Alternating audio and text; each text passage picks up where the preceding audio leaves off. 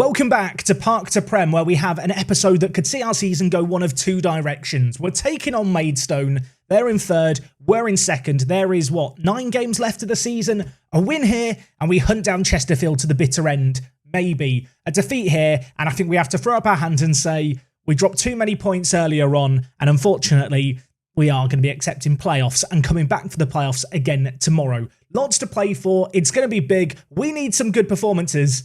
Let's see if we can go and make them happen.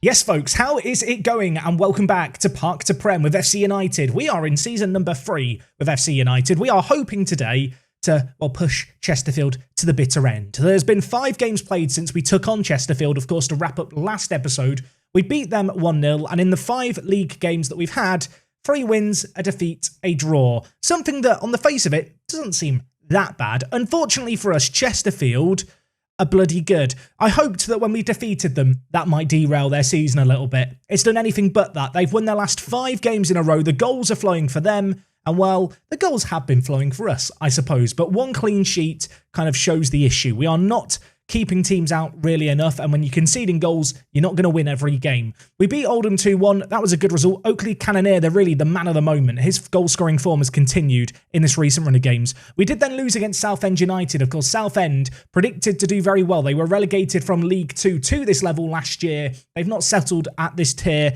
all that well. That said, they have now charged up the table and are in 4th, although they have played a game more than a couple of teams around them.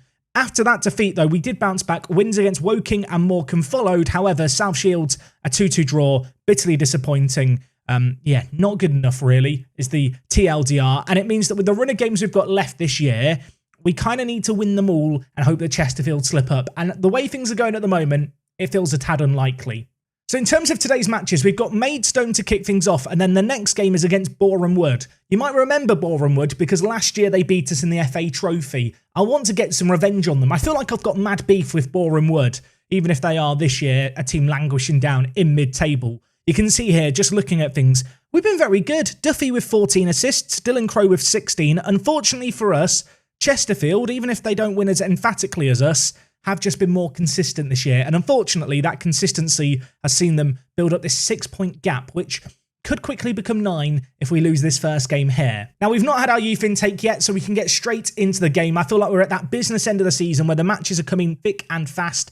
There was a new signing to tell you about, actually, but he's now injured for the foreseeable future. Marquez Muir has signed for us. He was previously playing for Birmingham City. He was released. And to be honest, for this level, he's a very good centre-back. To sign for us on £750 a week, it felt like a bit of a bargain. It's a long-term deal. Of course, he signed a long-term deal, then sprained his ankle ligaments. Out for between 2 to 5 weeks. Really frustrating, really annoying. He'd actually started reasonably well at the club alongside Quansah. I've kind of brought him in because he's good depth, and also because Frankie Terry, obviously, is not a guaranteed signing for next year. I still do want to sign Frankie Terry as well. He's transfer listed by request. His contract's running out at Colchester, who, of course, we've loaned him from. You can see when you compare the two players here, they're not a million miles apart. And really, Frankie Terry could even slot in at left back if we wanted him to going forward.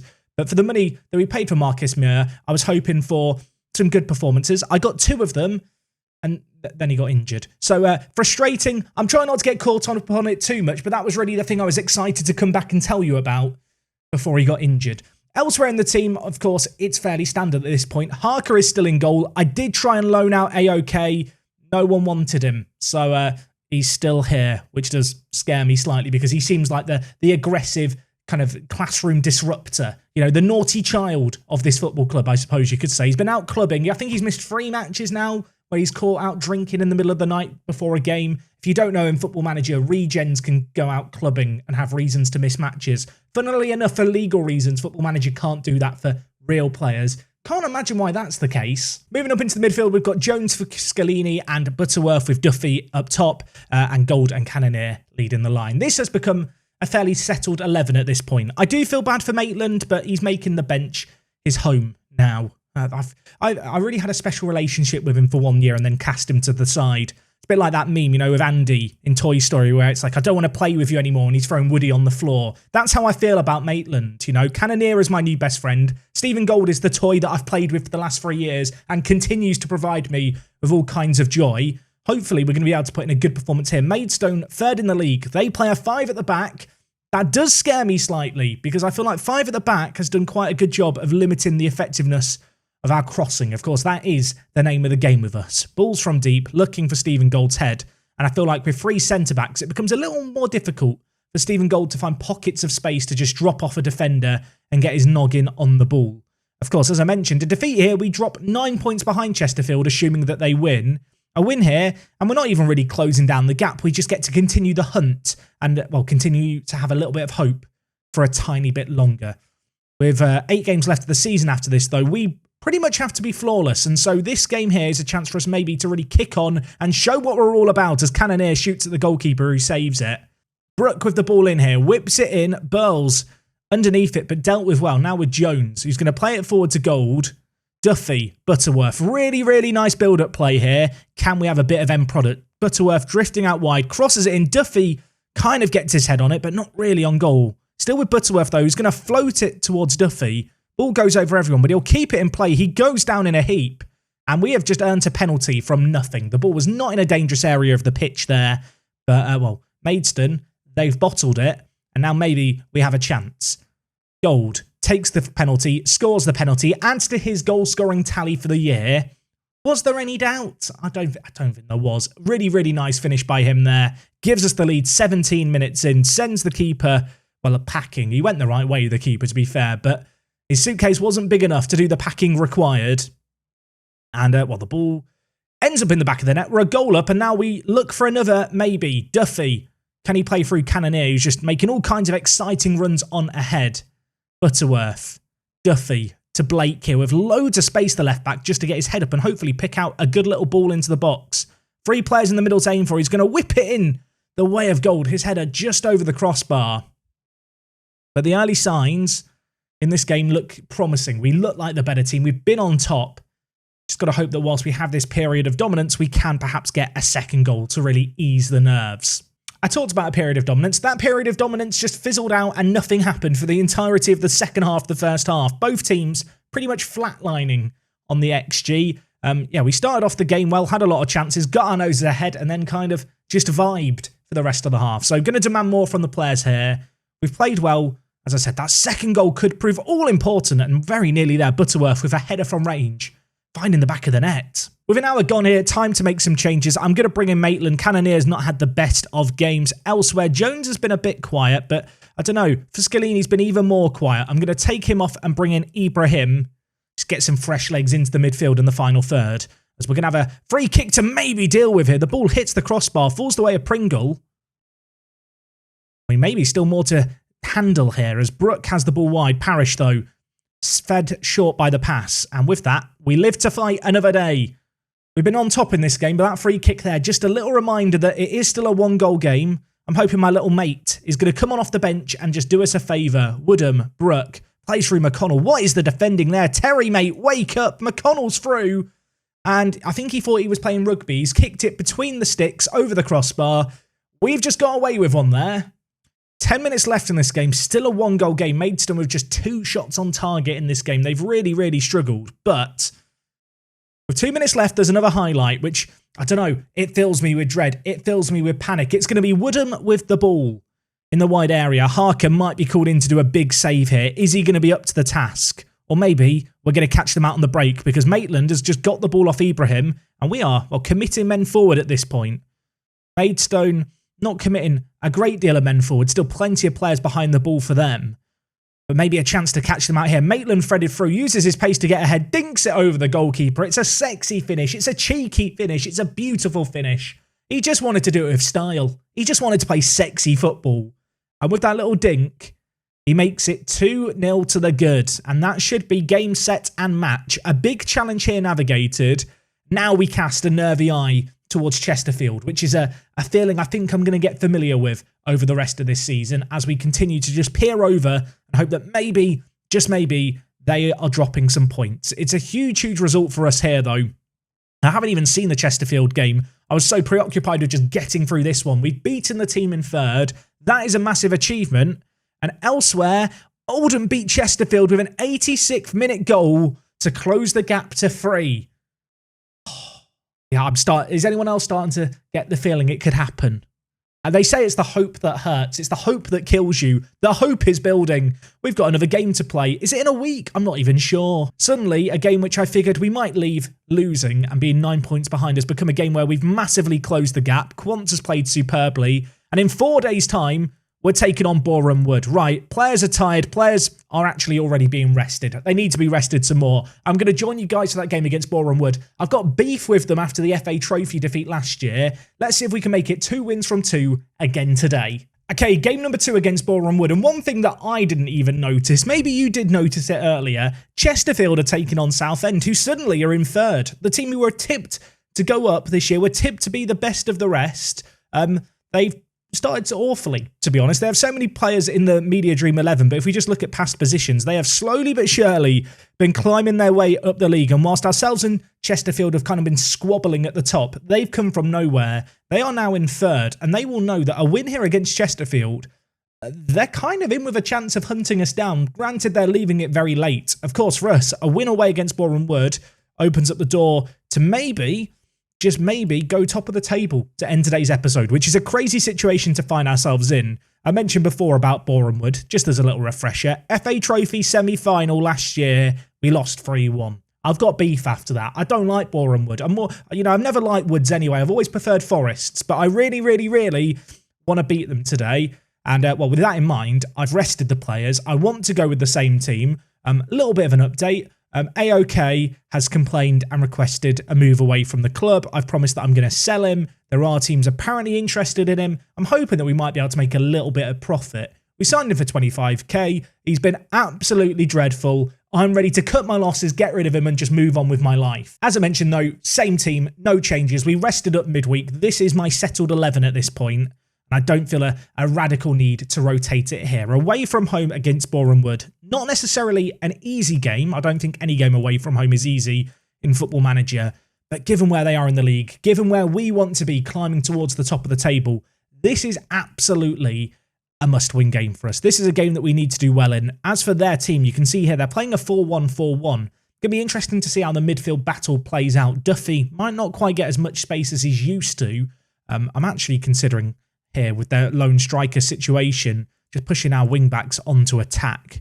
Just the one striker to worry about and no centre attack in mid. I think we can afford a little bit more wide attacking play from our wing-backs here to hopefully catch them out. I say all of this, 25 minutes gone in this game, an early change made. We're yet to have a highlight until now. Dylan Crowe with the throw-in to Cannoneer.